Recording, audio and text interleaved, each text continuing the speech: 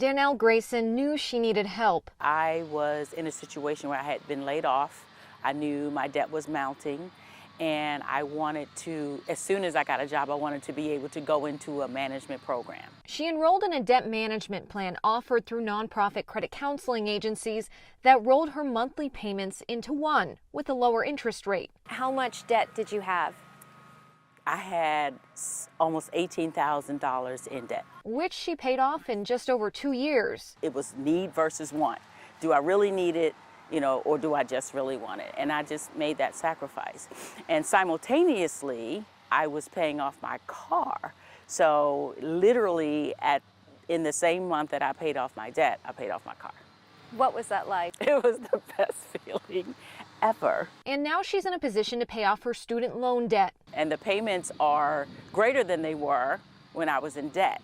But I'm no longer in debt, so I can actually tackle those. But that's not the case for so many others, according to Money Management International, the nonprofit counseling agency that facilitated Dannell's debt management plan. We're at about 45% increase in the number of people that are reaching out for assistance with their debt. And then of those folks, we're seeing a 26% increase in the level of unsecured debt that they're carrying. Thomas Nitsche, a financial educator with MMI, said more people with more debt is a concerning trend, especially now. Obviously, this isn't great timing because interest rates are high.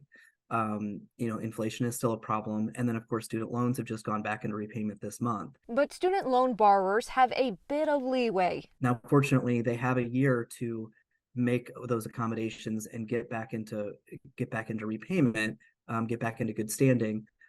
Because they won't be reported negatively to the credit bureaus for a full year. He stresses now is the time to come up with a plan if you don't already have one, whether it's financial counseling, debt consolidation, or calling lenders to ask for a lower interest rate. Because on average, we're able to reduce the interest rates by about 19 percentage points, down from about 26% to about 7%. Those higher percentage points are costing consumers billions of dollars, $105 billion last year, a new high, according to the Consumer Financial Protection Bureau, which is why Nitsche urges consumers to think twice before charging large purchases on credit cards. Really think long and hard about whether that is sustainable for you and whether that's, what you're willing to pay for that money, because ultimately you're paying multiple times over for whatever it was that you purchased on that card. Dannell said she does that now for every purchase. She knows how easy it is to get in over your head, and she knows there's a way out. There is a way. It's not completely hopeless.